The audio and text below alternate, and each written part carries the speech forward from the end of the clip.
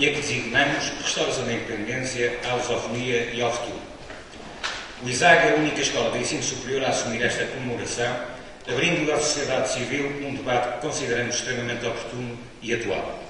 Efetivamente, o nosso país, ao longo da sua história, tem demonstrado uma inteligência extraordinária, permitindo que sejamos o país do mundo que possui as mesmas fronteiras há mais de 900 anos. Somos, por isso, um dos mais velhos países para o qual não foi necessário fazer novos mapas e que vem conquistando um espaço próprio no seio das nações.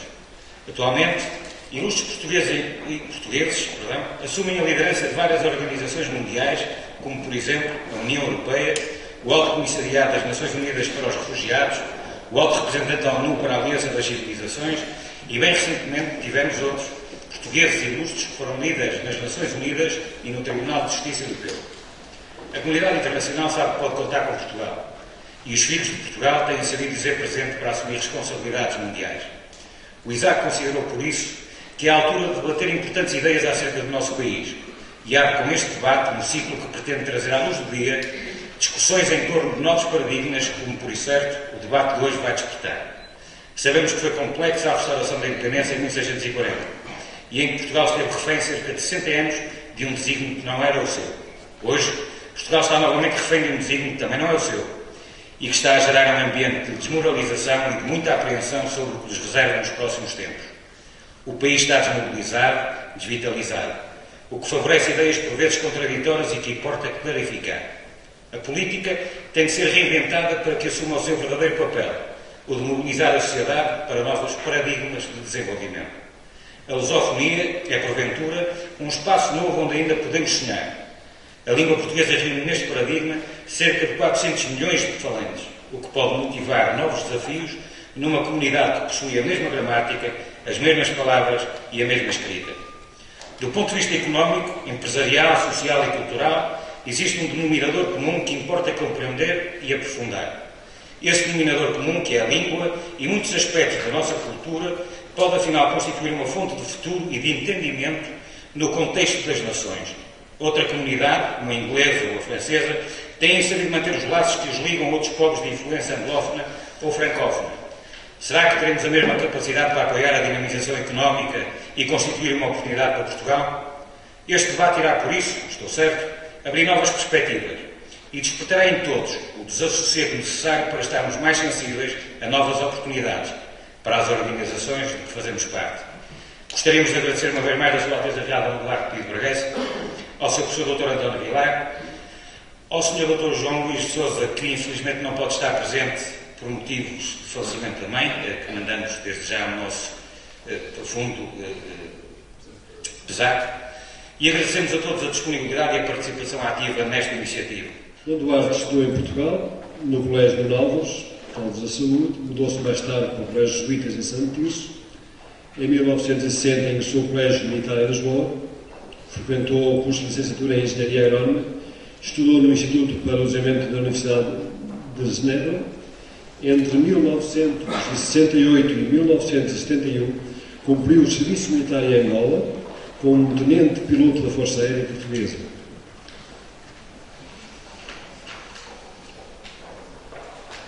Dom Duarte, além de muitas causas, uma das causas que melhor se conhece, o que mais se conhece, é ter sido presidente da campanha por Timor em 1987, no âmbito da qual conseguiu influenciar e ter uma grande estrutura de influência junto da comunidade internacional com vista à independência de Timor.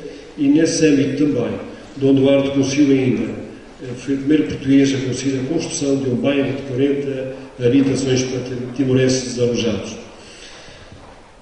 Preside ainda a Fundação Dom Manuel II. Esta fundação foi constituída em 1968, criada pela Sra. Dona Augusta Vitória, viúva de Sua Majestade El Rei Dom Manuel II, e esta fundação tem assumido um conjunto vasto de missões, entre as quais destacamos a Fundação NAMI, a Fundação Sousa Pedro, a Diocese de Baucal, a Diocese de Santo Tomé e Príncipe, a Fundação Oriana, a Fundação Osbarrota e a atribuição do Prémio de Infante do Henrique, entre outras missões importantíssimas também que esta Fundação tem vindo a desenvolver. Nós vamos passar depois, seguidamente, ao Dr. António Vilar, que é, desde logo, uma referência também no Estado do Porto, um republicano, conhecido, fez os seus estudos em Direito na Faculdade de Direito do Estado de Coimbra, além da licenciatura, pós-graduações, mestrado, doutoramento também.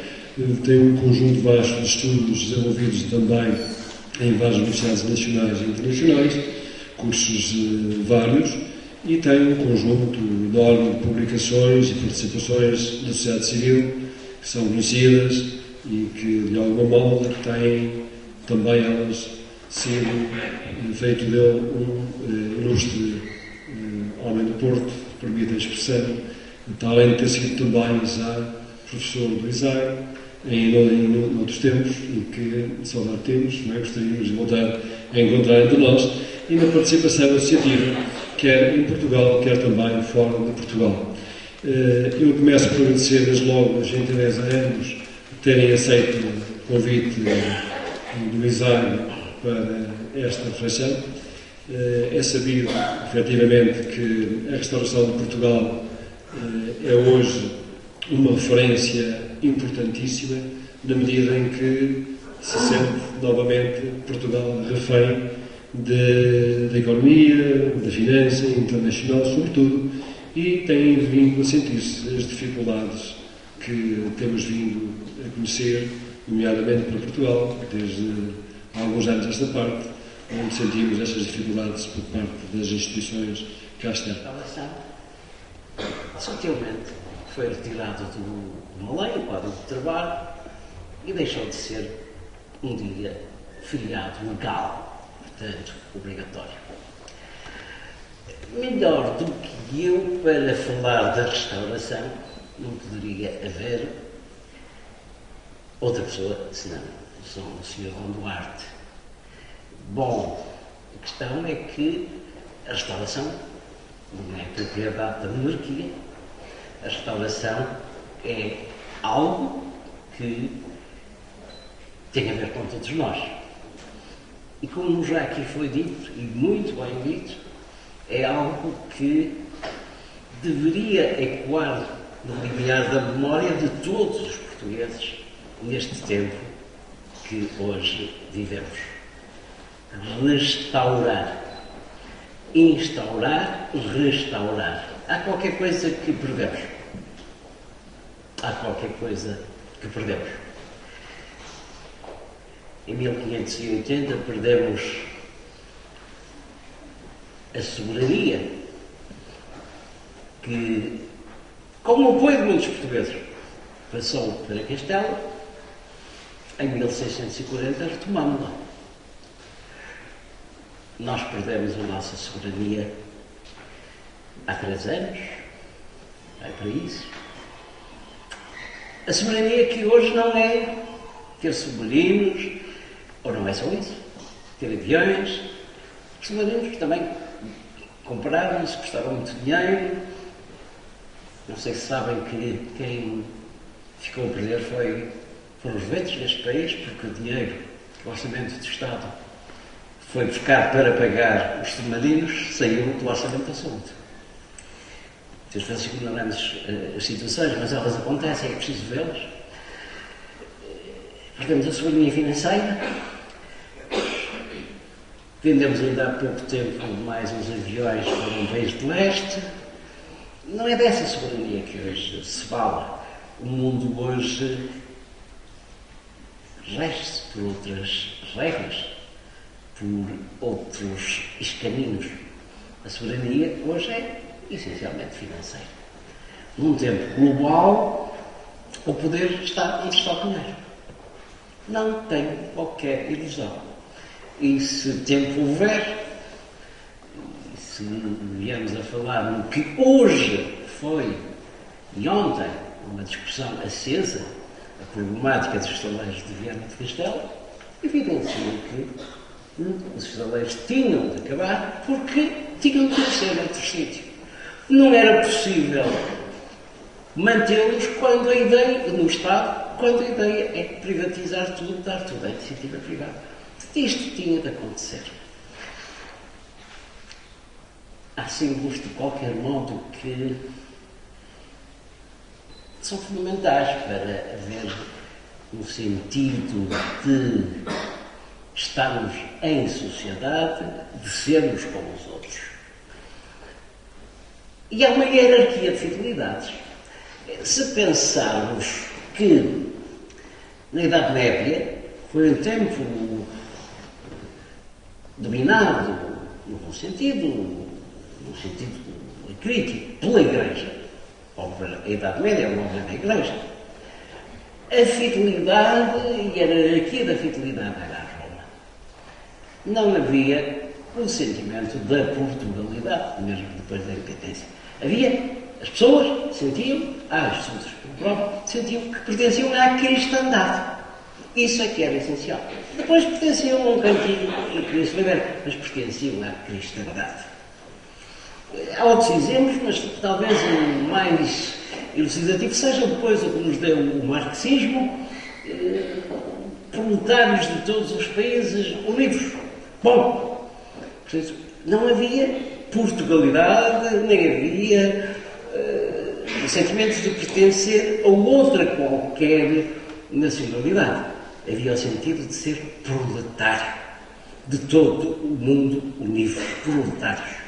Portanto, esta ideia das fidelidades tem muito a ver com o tempo que estamos a viver. Eu só queria recordar mais uma coisa que tem a ver com um homem que fará amanhã, depois da manhã, não, mas são 2, 3, 4, que foi vítima do atentado.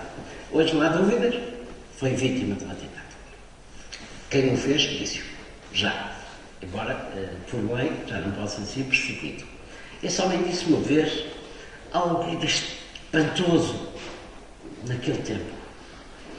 Quando o atacaram, e atacaram muito dentro do PSD, PPD na altura, ele alguma vez disse, virado para os barões que já na altura existiam: atenção, eu primeiro sou português, depois sou democrata, no fim sou social-democrata.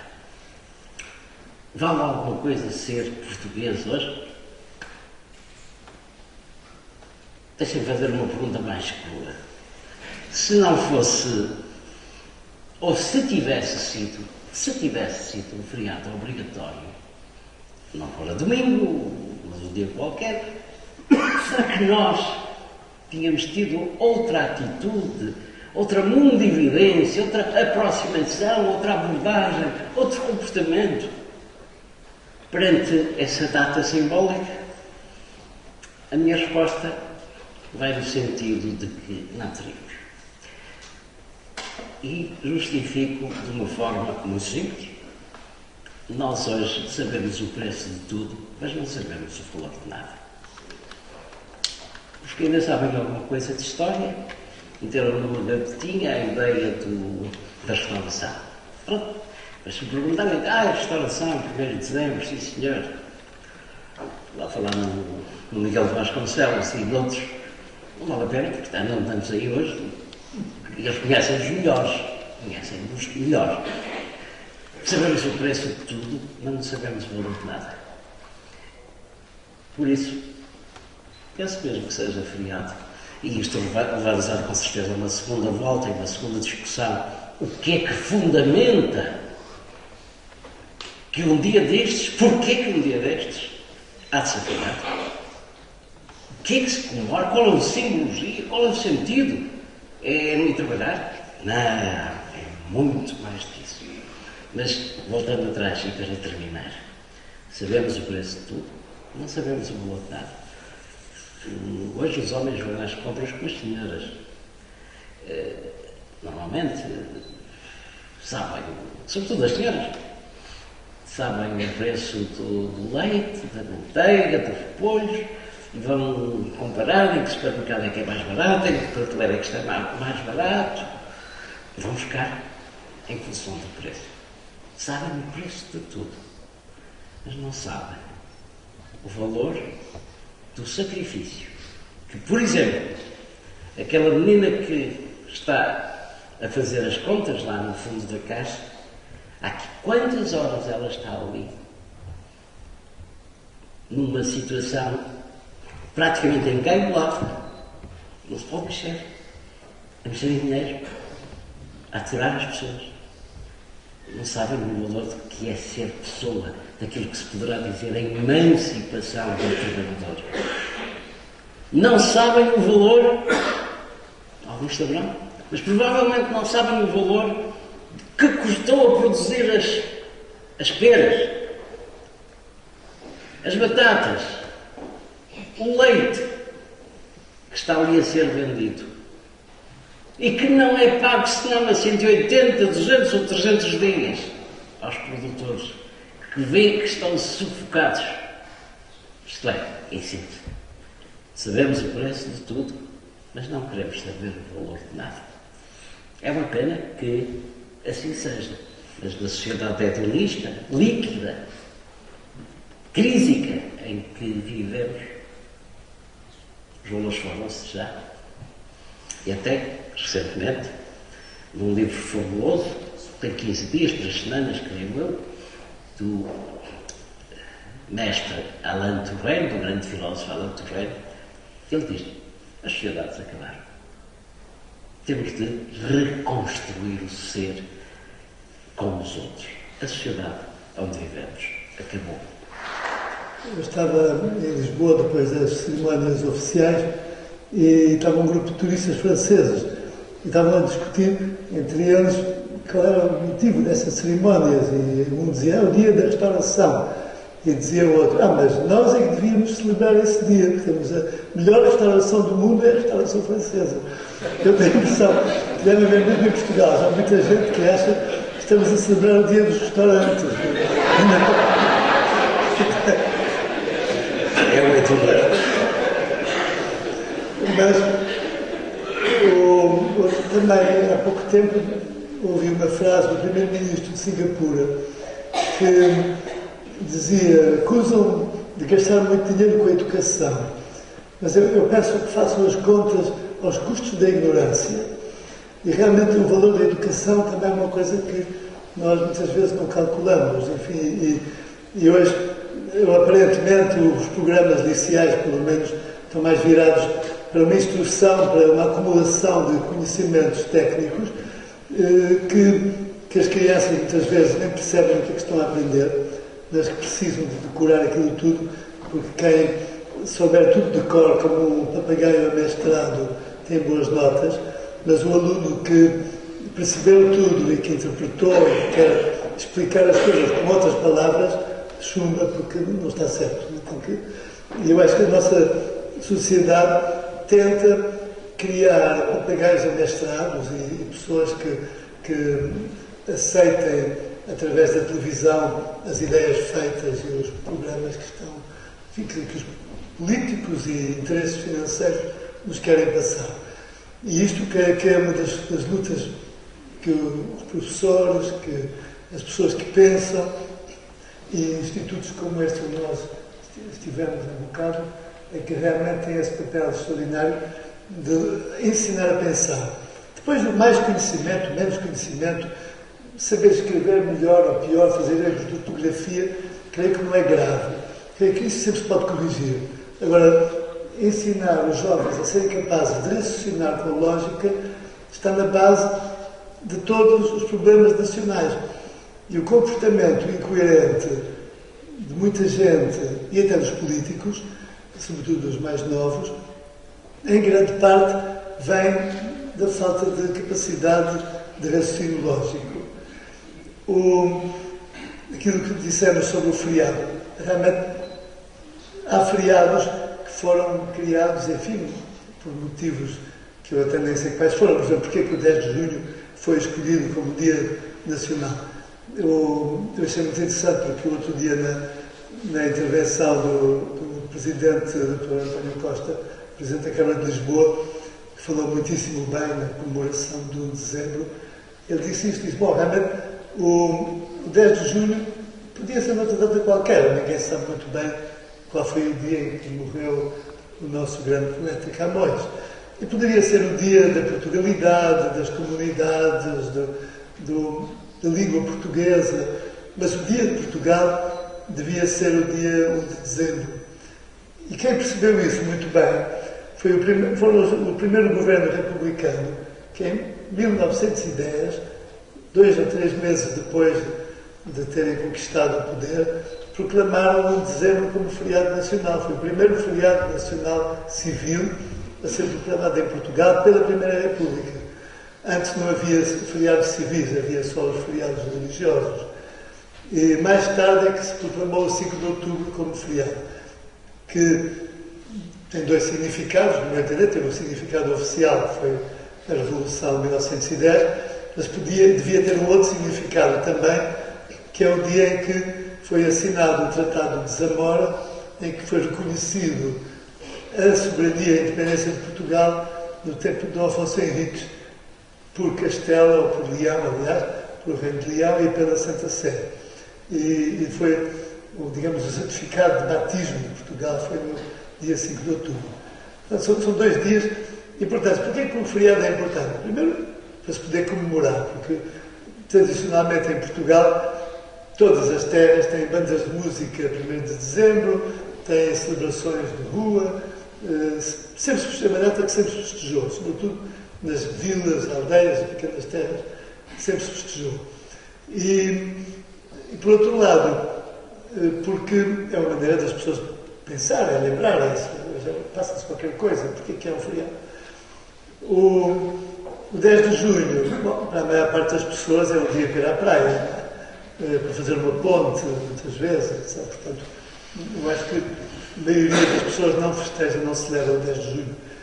Eu, pessoalmente, costumo participar nas comemorações organizadas pelas associações da Força Aérea, do Exército, dos antigos combatentes, e um dia que estiverem em Lisboa, no 10 de junho, venham ver a cerimónia junto da Torre de Belém, que realmente é muito bonita. Qual é o outro tema? O outro tema do debate hoje? A lusofonia. Eu acho que aqui, sobretudo quem vive aqui no Norte, tem um caso, uma experiência muito bonita para fazer, que é visitar a Galiza e perceber que temos ali um povo irmão que quer considerar que fala português. Nós achamos que falam galego, mas na verdade eles acham que falam português de Galiza.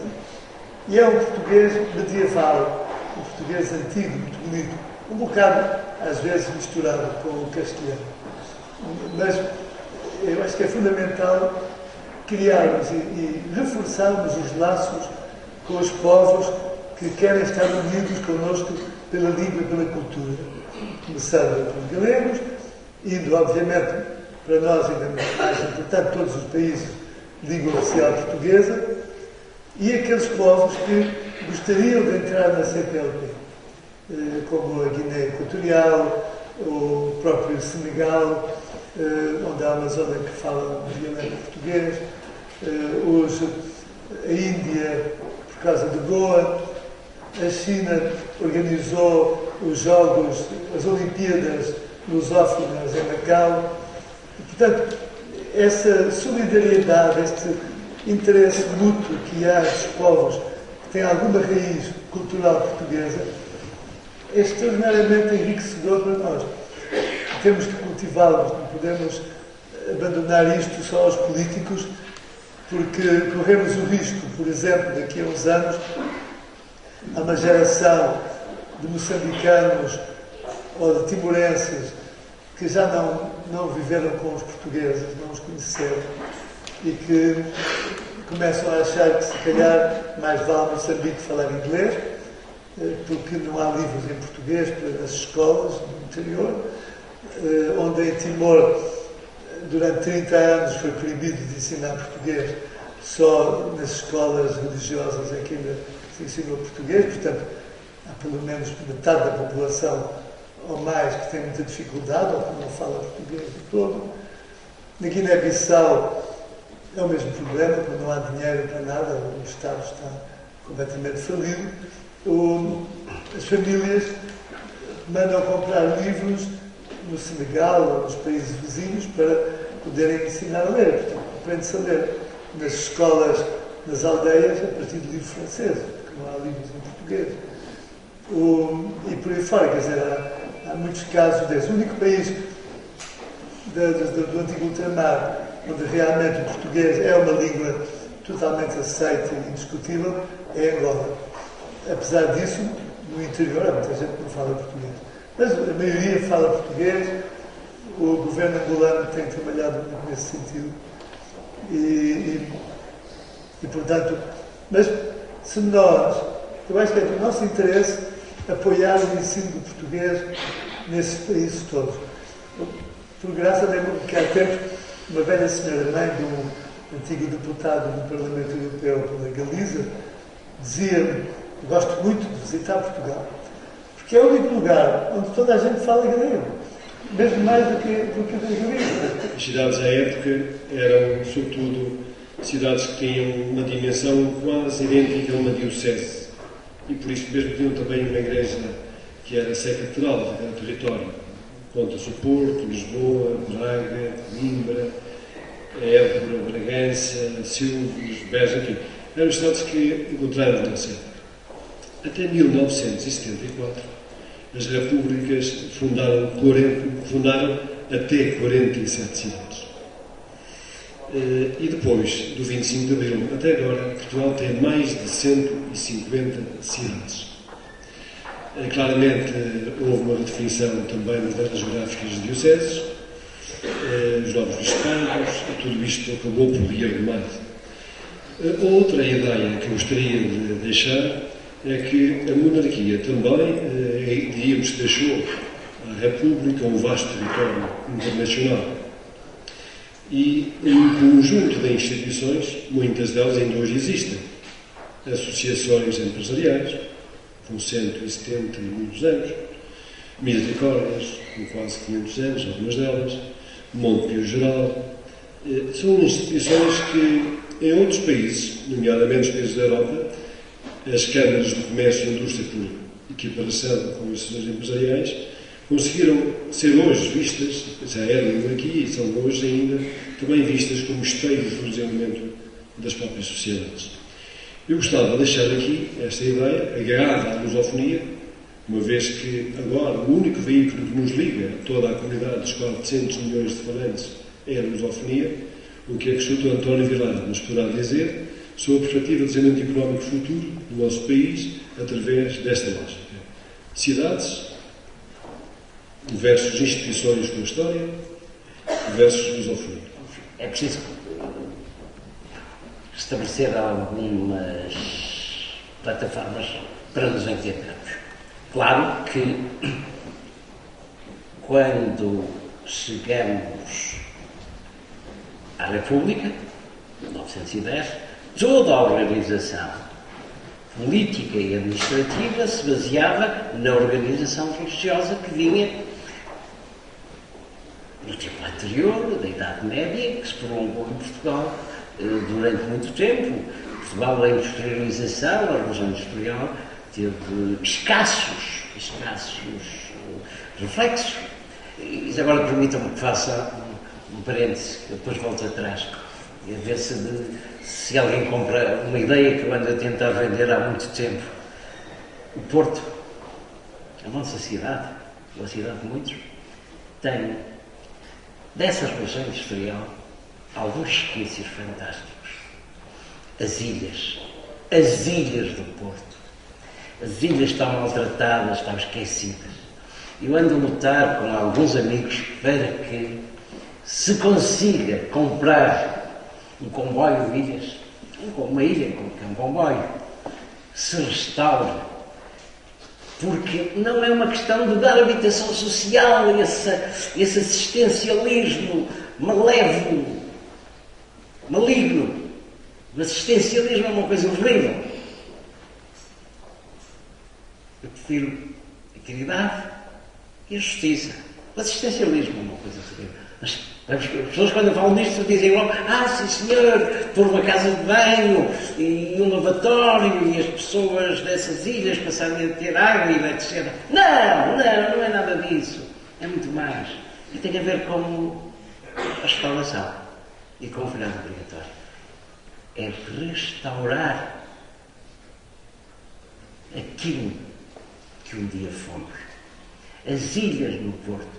Ao contrário dos bidonvilles em Paris ou das casas de lata em Lisboa, são o reflexo de um momento importante da industrialização tardia que aconteceu em Portugal.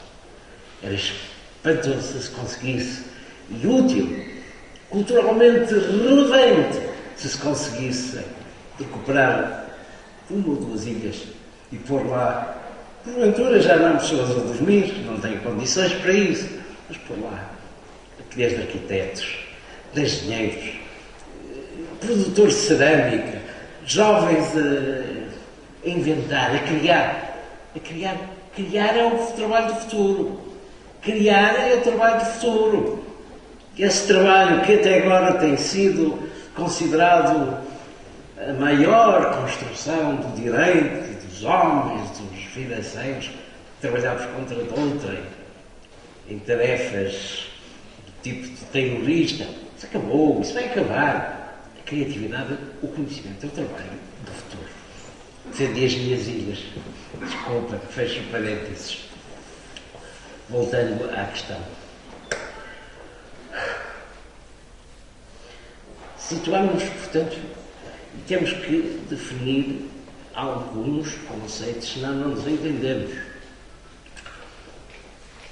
Eu vou, depois do que disse, vou procurar entrar em dois aspectos, se me permitir e se tiver tempo. Um tem a ver com esta casa onde estamos. E eu peço muita desculpa, esqueci-me de soltar o Sr. Presidente desta instituição, no princípio, mas às vezes o que deve ser esquece, peço-lhe perdão, tanto mais que sabe bem como me ligam a esta casa há 30 anos e à Sra. Dona Consuelo Costa um reconhecimento e uma estima muito grande. Quando ela admitiu um rapazito de 24, 25 anos a dar aulas no ISAI, uma manifestação de confiança, e foi isso que me ajudou a fazer o meu percurso de vida, a confiança, a solidariedade, o reconhecimento, o simbólico. Esta outra razão. Mas acho que sim, com certeza.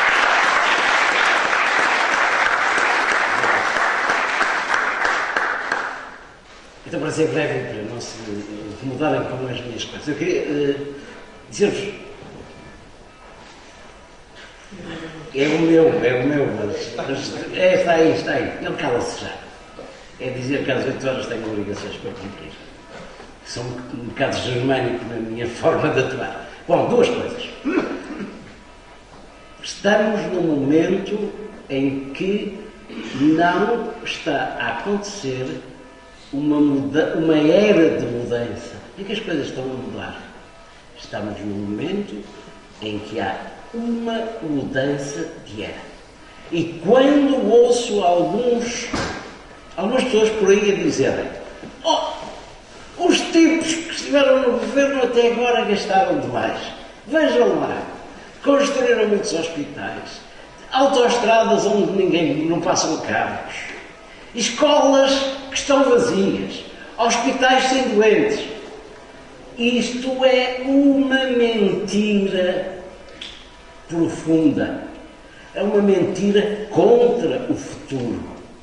Pode ser uma verdade de hoje, mas é uma mentira contra o futuro. Eu explico. Nós não temos escolas a mais. Temos alunos a menos. Desde logo alunos deste país. Este país que, enfim, primeiro dizer, não é para considerar o país é uma realidade geográfica. Mas este povo, o nosso povo, a nossa nação, temos estudantes a menos. porque a natalidade diminuiu, e as coisas não acontecem por acaso, porque estamos a cometer um crime muito grande.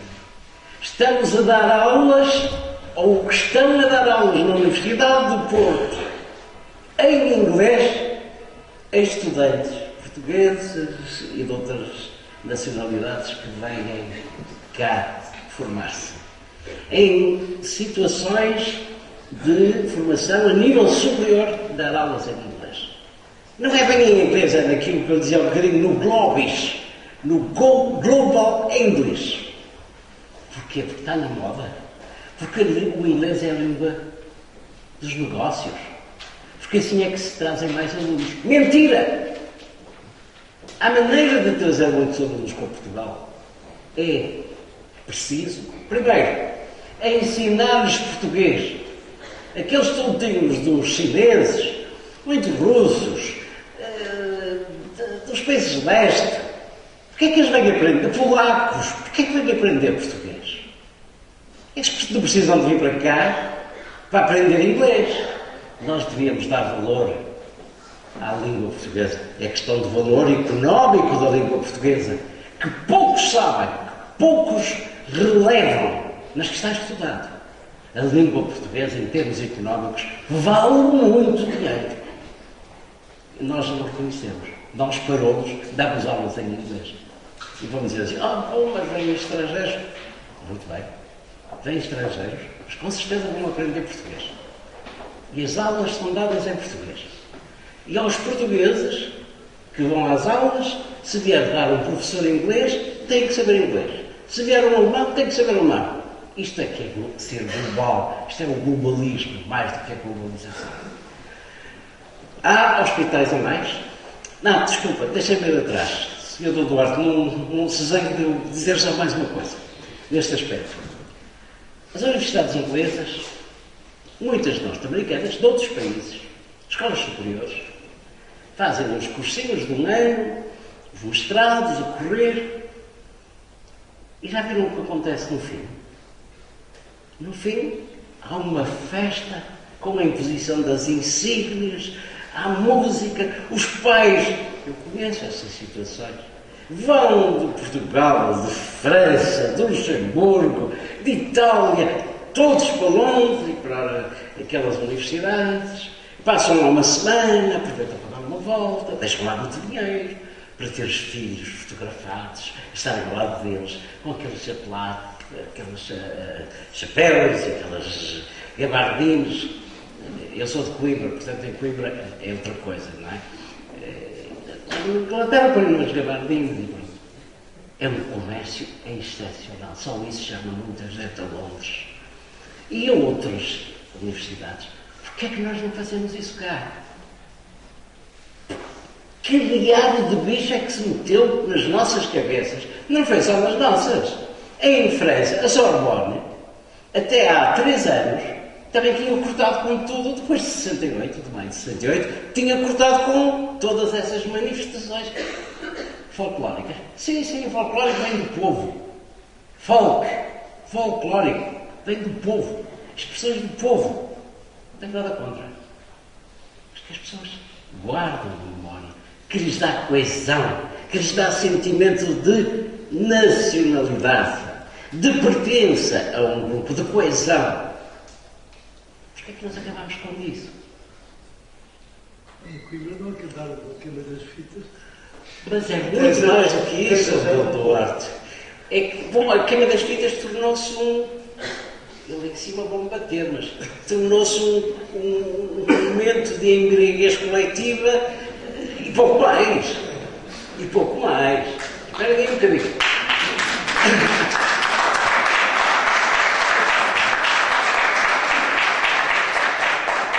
Isto é a acusação, portanto, a dizer que tenho que levar ainda mais dos lá de cima.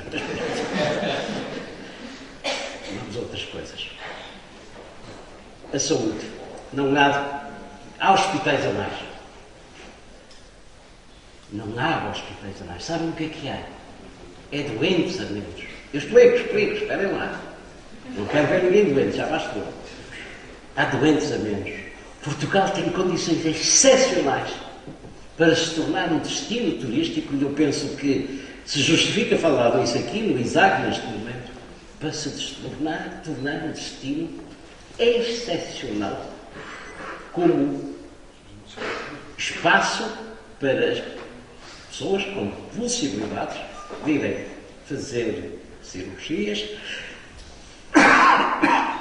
perdão, e ao mesmo tempo gozar um pouco de sol, estou a falar nos nórdicos, virem descansar e reabilitar-se das guerras. Estou a falar, por exemplo, dos angolanos, estou a falar dos iraquianos, estou a falar de exemplos que eu conheço onde tenho andado. O que era preciso é que desta cabeça abstrusa que reina na política portuguesa abrissem aquele hospital de Valadares, como vão abrir proximamente.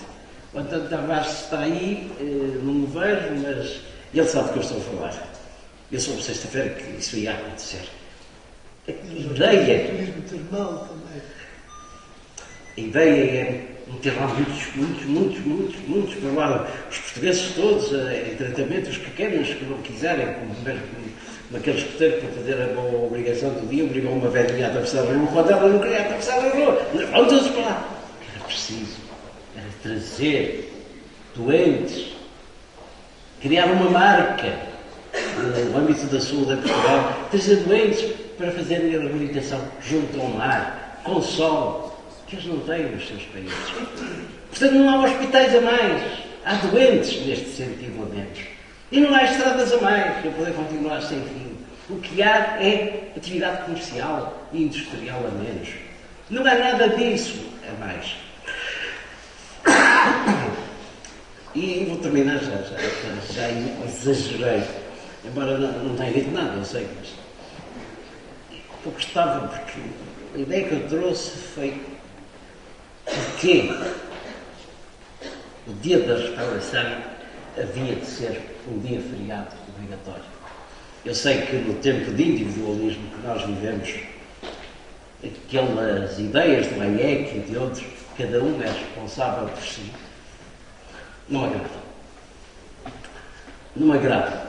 Claro que cada um é responsável por si, mas nós somos responsáveis por todos. Quando damos o que é nosso, estamos a praticar um ato de generosidade, um ato de amor, de caridade. Mas também é muito importante, é decisivo, é que seja dado a cada um o que é seu. O que é seu não é eu tirar e depois vou dar o que tirei. A justiça é dar a cada um o que é seu. Aos meus colegas estão aqui alguns. Sum quico et tribure. Aqueles princípios do Lupianos. Ora bem, a tosse também me está a convidar a calar, além de perceber que já devia ter feito. No mundo do individualismo é fácil acabar com feriados. Que celebra a nacionalidade ou a restauração da soberania nacional. Que nós nos preocupamos apenas connosco. O outro é alguém que está muito longe. Mas o outro não é aquele tipo que trabalha em Agra. O outro muitas vezes é o pai, a mãe, o avô que se atira para um armazém de banhos. Nós estamos a viver essa situação. Agrava o que eu acabo de dizer, o facto de termos interiorizado o medo. A Troika, os poderes não eleitos que governam o mundo da finança, fizeram-nos interiorizar o medo. E o medo tem consequências dramáticas. O medo é o primeiro requisito para se mudar a situação política. Com medo as pessoas aceitam a democracia, o fascismo, o comunismo, qualquer coisa. Com medo tudo se faz e se desfaz. Mas o medo também afeta a nossa capacidade de sermos como os outros. A sua pergunta, Sr. Engenheiro e meu querido amigo, tem uma resposta. mas a resposta é muito complicada de dar aqui, mas eu sei qual é. A resposta é que 10 milhões de portugueses aqui queiram dar, mais outros tantos da diáspora portuguesa. Essa é a resposta que tem que ser dada, ou então não há futuro. Com exceção de um aspecto que, de facto, tenho a impressão que os nossos governantes investiram em coisas que não produziam riqueza. E com isso, é uma coisa que uma dona de casa sabe, quer dizer, se gasta mais do que aquilo que ganha, ou que o marido ganha, acaba mal, não é? Hoje em dia as pessoas estão a pagar os cartões de crédito juros inconcebíveis aos bancos e nem fazem as contas qual é o juro que estão a pagar. Não é? Ora, se de facto tivéssemos investido em iniciativas que produzissem riqueza, inclusive a educação e a saúde são uma riqueza para o país, estou de acordo, mas menos em luxos e mais em investimentos produtivos, teria sido certamente melhor. Eu julgo que uma das razões para tantos investimentos foi, infelizmente, as comissões que muita gente quis lá ganhar. E por isso é que temos, de facto, autoestradas demais. Temos a Expo de Lisboa, que custou caríssimo e onde desapareceram não sei quantos 300 milhões de euros que desapareceram. Enfim, há uma série de grandes investimentos que foram feitos sem um verdadeiro estudo económico. A própria Ponte faz explicar. Eu propus, na altura, antes do começo, quando se começou a discutir, eu perguntei ao ministro Joaquim Ferreira do Amaral porquê é que não fazia a ponte uns quilómetros mais acima, 5 quilómetros mais acima, fazia uma ponte de 2 quilómetros. Não, foram fazer uma de 12 quilómetros, caríssima, que não era necessária. Mas há uma série de outros erros nos nossos investimentos. E há depois coisas fundamentais onde não há dinheiro para nada e, de facto, hoje em dia o que estamos a pagar, eu acho que é um erro comparar que eu também fiz esse erro várias vezes, comparar o que aconteceu com a ocupação espanhola com a nossa situação atual, porque em certa medida nós é que chamamos e pedimos socorro da Banca Internacional para poder pagar os salários da função pública, no fundo foi isso, quer dizer, o ministro Teixeira dos Santos, contrariando, aliás, o primeiro-ministro Sócrates, que não queria apelar às instituições internacionais e o FMI, mas o ministro Teixeira dos Santos sabia que não tinha dinheiro para pagar salários da função pública mais do que o mesmo. E ao pedir socorro, os credores, como em toda a parte, os credores dizem, está bom, nós emprestamos, mas como é que os senhores vão pagar? Têm condições de pagar. E por isso é que estamos nesta situação de grande aflição e grande drama económico, porque o Estado endividou-se mais do que aquilo que podia. Não é? Claro que, e aí concordo inteiramente com as críticas feitas, que há muitas despesas supérfluas que deviam ser cortadas antes de cortes que foram feitos e que são injustos e que são dramáticos para muitas pessoas. O Estado ainda gasta muito dinheiro em coisas inúteis, ainda é pouco eficiente. Eu queria dar um exemplo interessante. A Hungria tem um governo que é muito criticado na União Europeia, por vários motivos, mas um deles é porque eles fizeram uma norma em que nenhuma instituição financiada pelos impostos, seja banca apoiada pelo Estado, sejam empresas públicas, sejam funcionários, seja o próprio Primeiro-Ministro ou o Presidente da República, podem ganhar mais de 5 mil euros por mês, no máximo.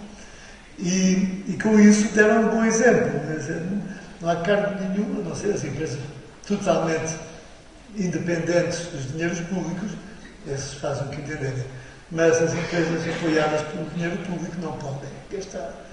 E há vários outros países em que, para poderem resolver a situação económica em que caíram, cortaram 20% nos salários de toda a função pública, desde os ministros aos funcionários todos. A Roménia teve que fazer isso, a Hungria teve também que fazer o grande corte.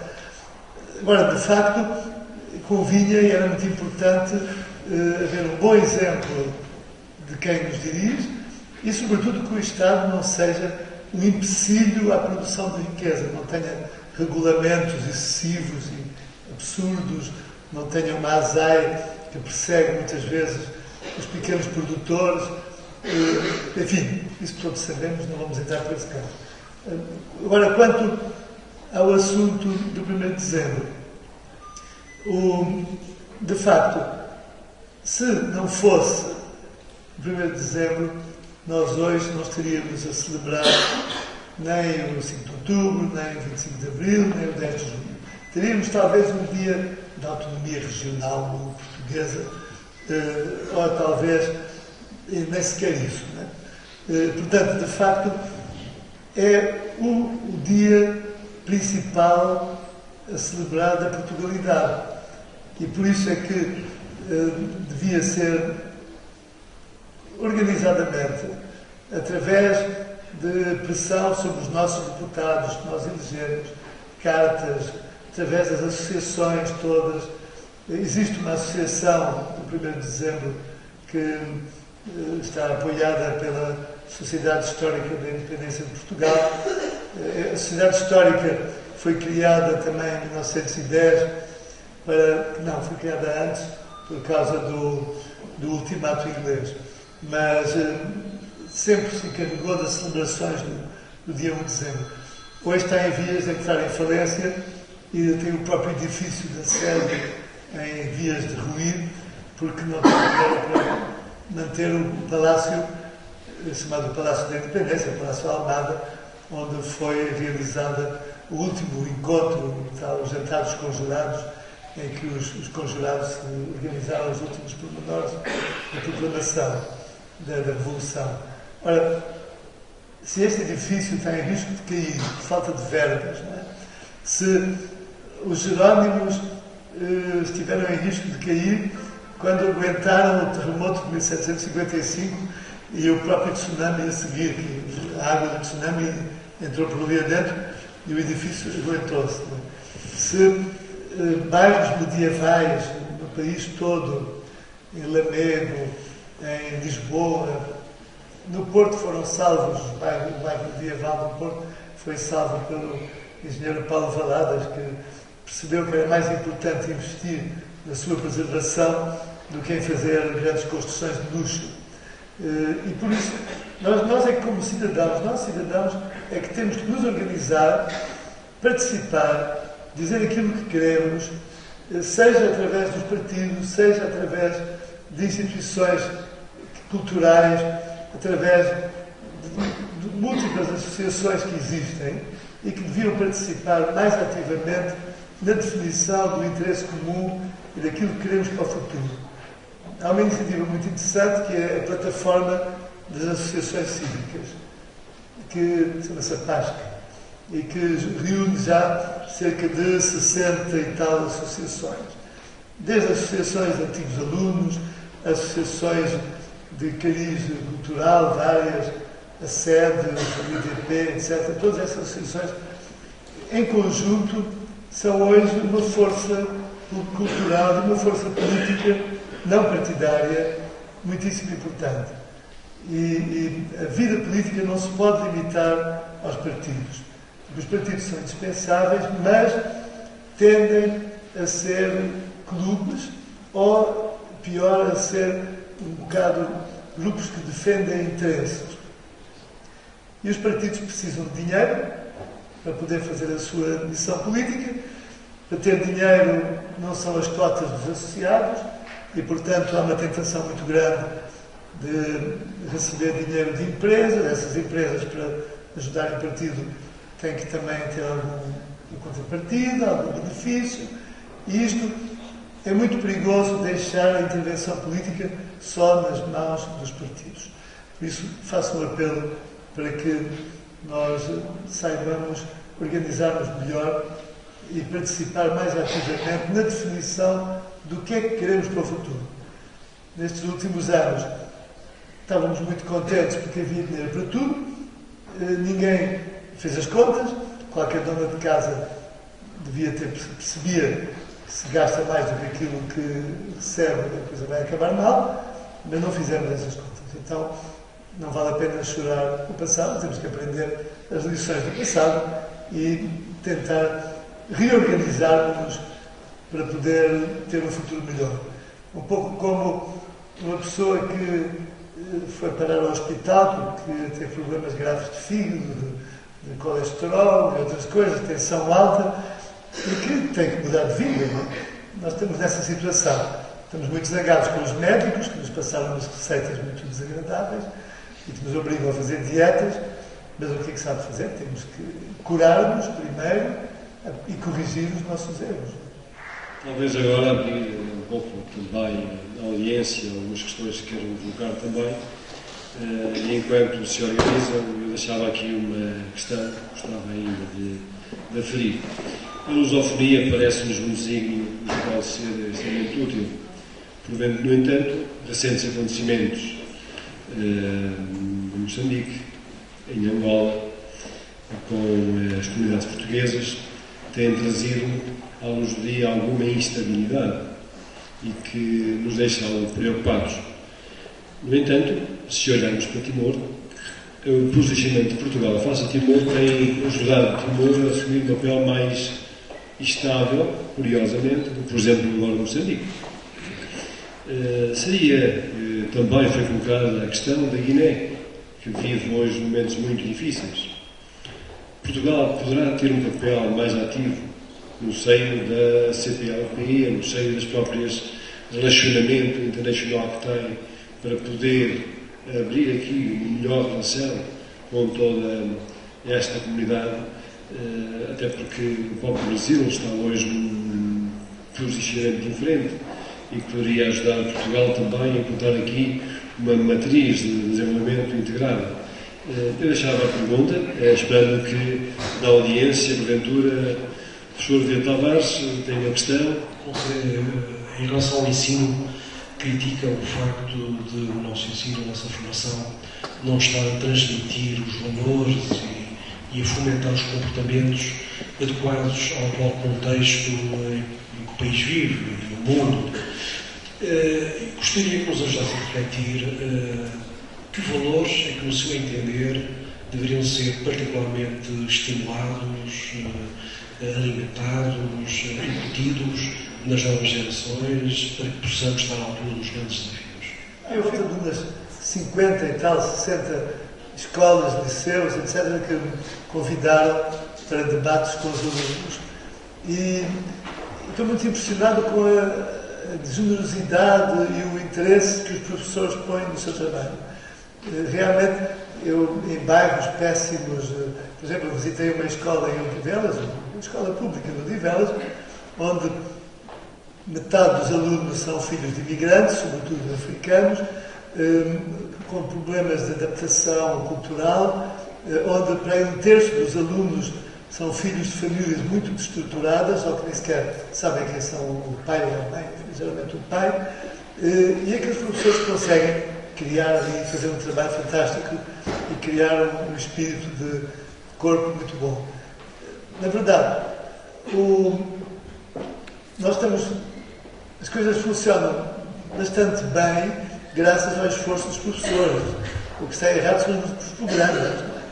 Eu julgo que as escolas todas é que deviam estudar a forma dos programas e exigir do Estado, que nós pagamos, porque o Estado são funcionários públicos pagos por nós e que têm a obrigação de obedecer aquilo que o país quer. Nós não somos empregados do Estado, ao contrário. E isto, creio que é um dos pontos importantes que a educação política e a educação cívica devia esforçar-se por transmitir. Por graça, digo, uma das coisas engraçadas é que em Portugal introduziu-se o ensino, a educação sexual nas escolas secundárias, que é praticamente obrigatória, agora até há pouco tempo. O que se tornou perfeitamente dispensável foi a educação cívica e moral.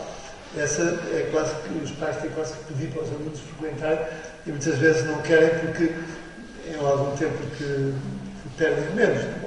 Então, num país onde uma educação sexual é dada sem valores éticos e morais, de facto não pode funcionar. Não é?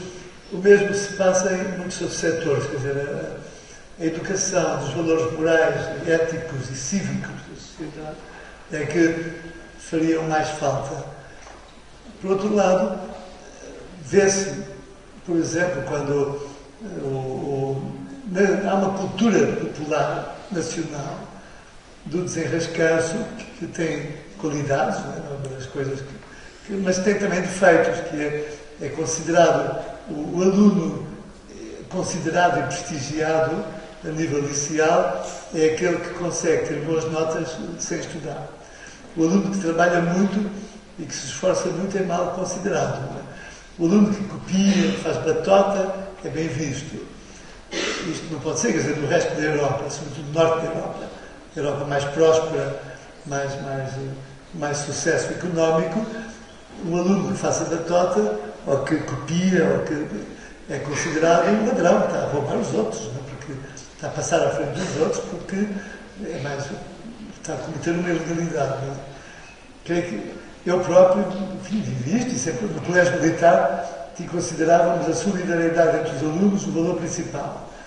E, portanto, quando havia um aluno com dificuldades, nós tentávamos ajudá-lo, mesmo nos exames, nos testes e tal, passávamos as cábulas, etc., para os outros, porque era uma obrigação de solidariedade, que eu acho muito bonito e muito positivo, mas não nos prepara para a vida real cá fora, onde, de facto, depois isso já não funciona. Não? Isso por um lado. E qual era o outro? Essencialmente era essa a questão. Que valores é que pensa que devem ser particularmente estimulados? A solidariedade é muito importante, mas também a honestidade, também a justiça, também sabermos que quem de facto está a ser desonesto é castigado. Não é? A nossa lei, eu acho que fico muito revoltado com as nossas leis. Acho que foram feitas por gabinetes de advogados que fizeram umas leis de propósito para que os seus futuros clientes possam ter buracos e escapar à lei. E a lei protege mais o infrator e até o criminoso do que a vítima. E isto não pode continuar assim.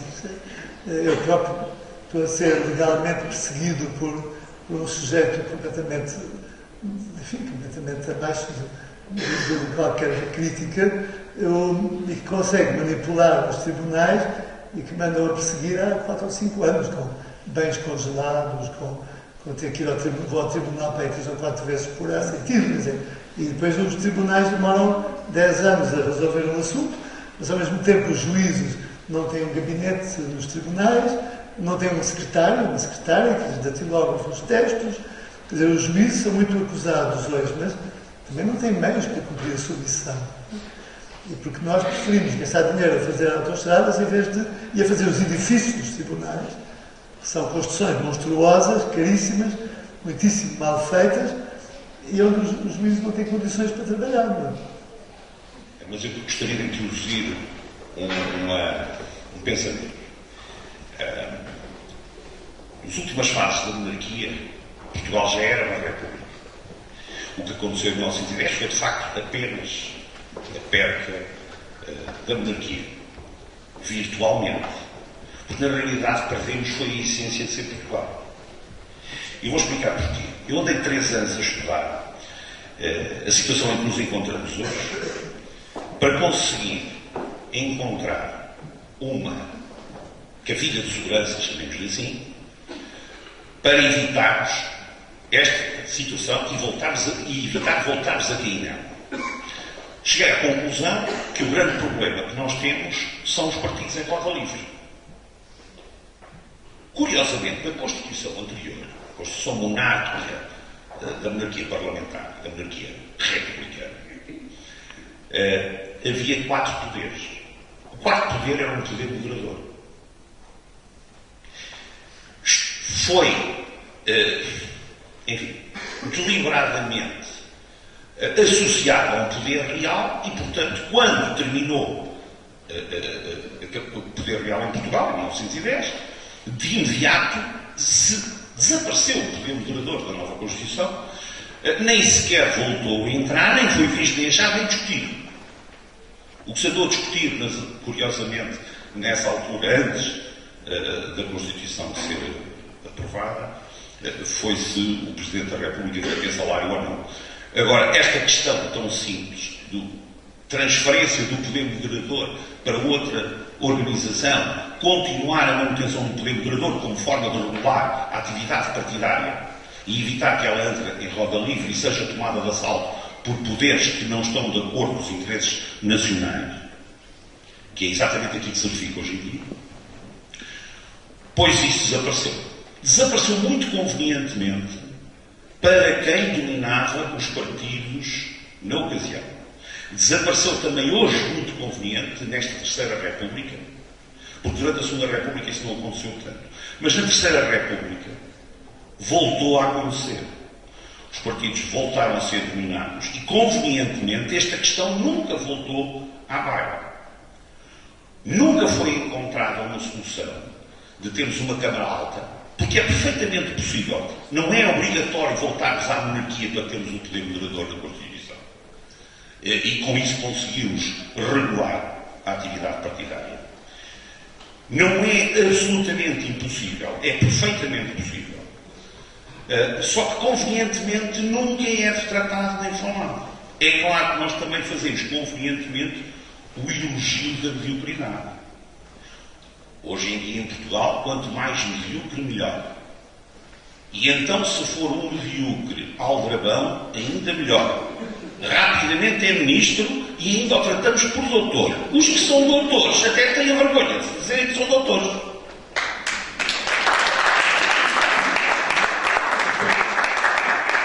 Este elogio da mediocridade é propositado, é intencional. Não é um elogio feito sem mais. Por exemplo, e tem reflexos exatamente também no português. Por exemplo, quando nós vimos nos cursos diversos, porque estamos aqui no ISAC, quando ouvimos falar em coaching, quando ouvimos falar em termos ingleses, que quem os emprega de imediato é conotado como sendo um grande conhecedor. E na realidade é um grande medíocre, porque nunca conseguiu traduzir aquilo para português. E nunca conseguiu explicar em português o que é que aquilo significa. Mas é um grande senhor, porque fala no coaching. A Academia de Letras ainda só sabe metade do dicionário, porque eles não conseguiram ainda fazer o trabalho deles, que era traduzir essas expressões todas das novas tecnologias. E que tem toda a razão, porque o português corre o risco de se tornar uma espécie de como é que se diz isto? Uma língua misturada, enfim. Exatamente. O crioulo, praticamente, do inglês, do alemão, do que for. Concordo. Enfim, e isto é uma minoridade cultural muito grave. Um pequeno pormenor. O professor referiu que o poder está no dinheiro. De facto. Mas não só. Para se ter poder é preciso unir 3 condições. É preciso dinheiro, de facto. É preciso carisma. E é preciso uma organização. Televisão. Uma organização. Com estes 3 elementos, são os 3 elementos que caracterizam a essência do poder. Quem conseguir reuni-los tem, de facto, poder. Cada um de per si, isoladamente, sozinho, não chega. Mas os 3 juntos, sim.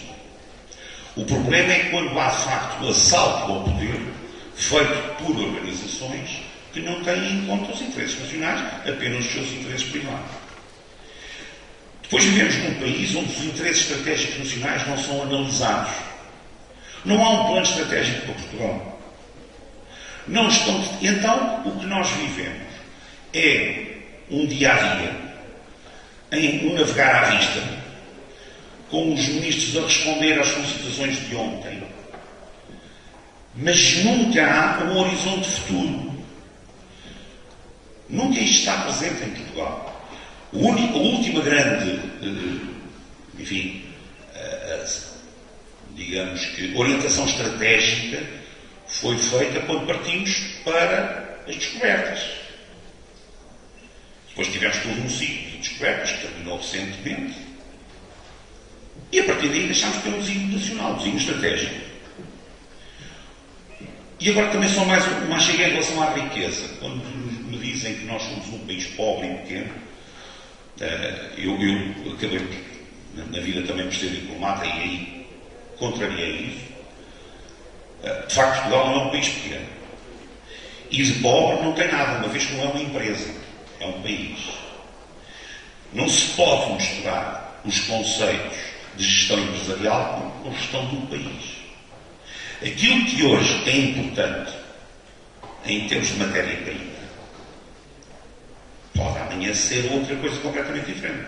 Em tempos foi o sal, éramos riquíssimos, tínhamos muito sal. Depois foi o ouro e a prata, ótimo. Hoje é o petróleo. Mas para amanhã pode ser uma alga que só nós é que temos. Isto não é uma empresa. Isto é um país. Não se gera como uma empresa. Gera-se com valores. Gera-se com capacidades anímicas. E, de facto, é na educação que está a diferença. O problema é educar o quê? É ensinar o quê? Ensinar a pensar, a ler, a refletir. E não propriamente a matéria em si. Se calhar isso não é tão importante. Embora também seja, obviamente. Mas mais importante do que isso será, talvez, ensinar a ler. A nossa inserção na lusofonia tem tanto maior importância quanto maior importância nós nos demos a nós próprios. Por exemplo, em relação ao acordo ortográfico. Se nós tivéssemos aqui uma Academia de Língua Portuguesa com representantes de todos os países que falam português, e essa Academia de Língua Portuguesa é que fosse responsável por determinar qual é o português que se fala e a sua gramática, não tínhamos o problema de andarmos a fazer acordos com os empresários brasileiros que depois não os aceitam.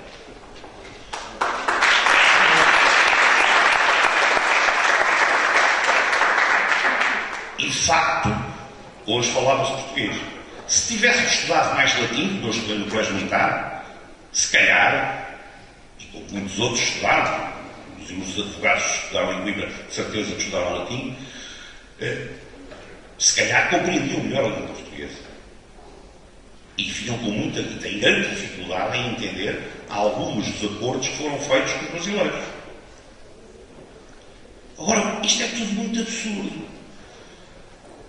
Quando nós reduzimos tudo isto à simplicidade, eu que até estava convencido que vivia num país, porque vivi muito tempo na Segunda República e, portanto, estava convencido que vivia num país que tinha um grande nível de desenvolvimento de conhecimento de finanças e economia.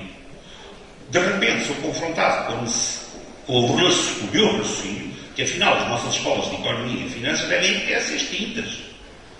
Porque a pior coisa que nós formámos até hoje foram economistas que nos puseram nesta situação.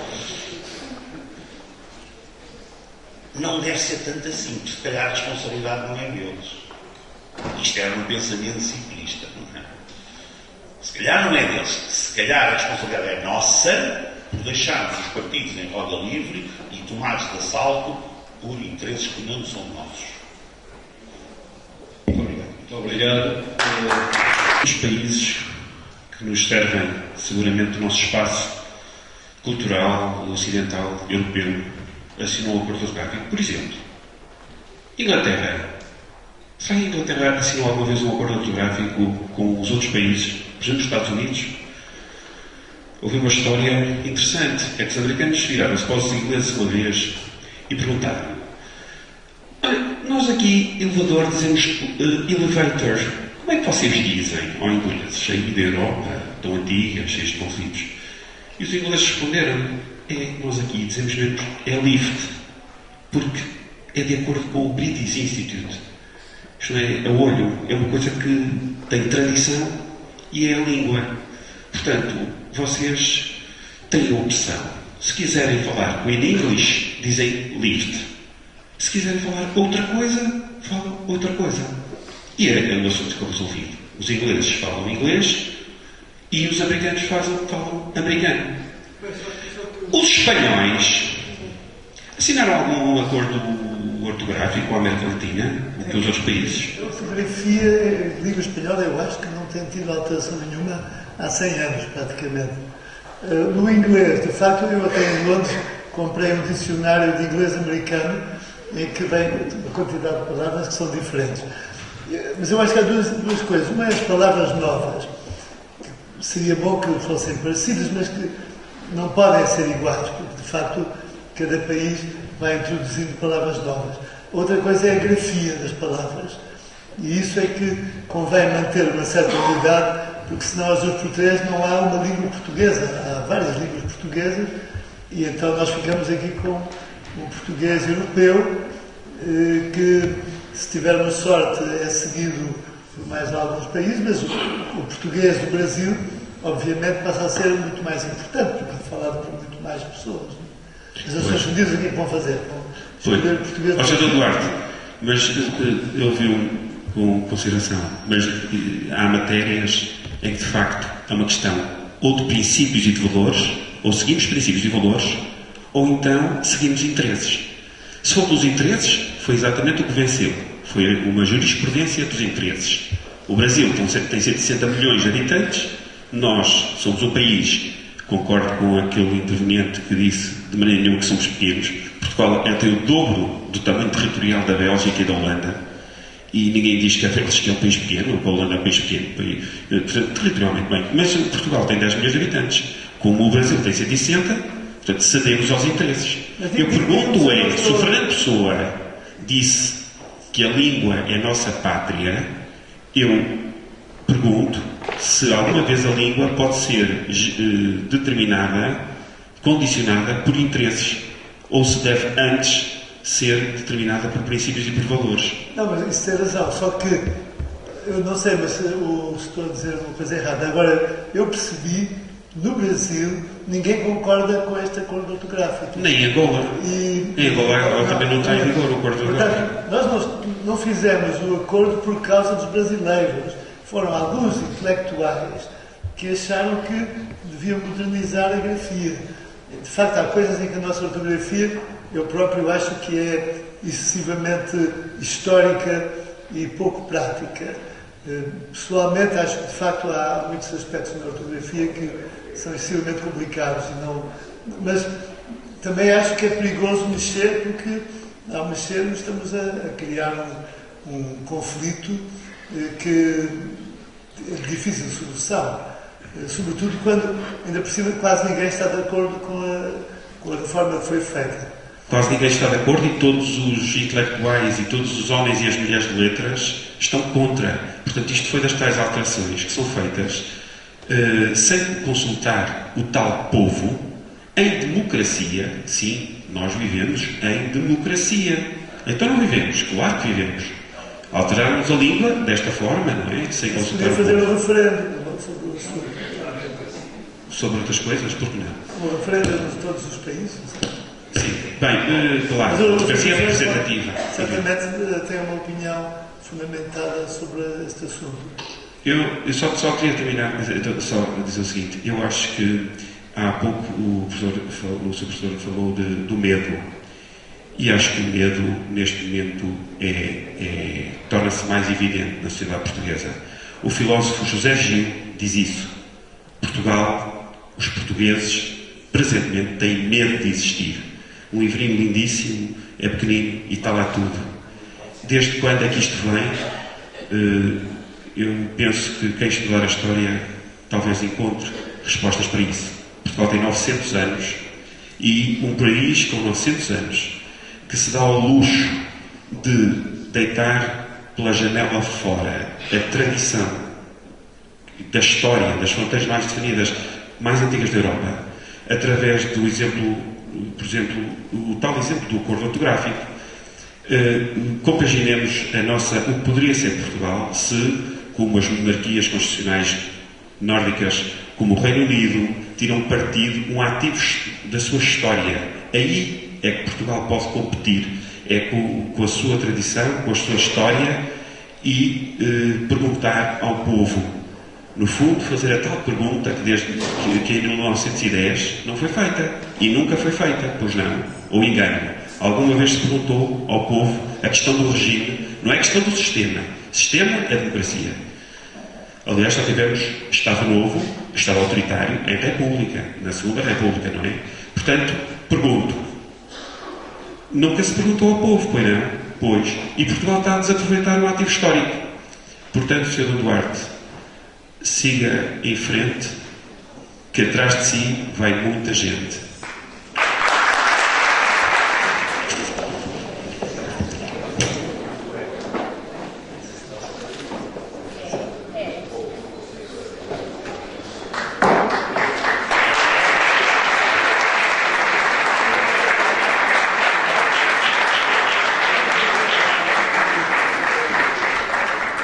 Agradeço mais uma vez ao Dom Duarte e ao Dr. António Vidal a ajuda que nos deram esta reflexão. Nós vamos agora...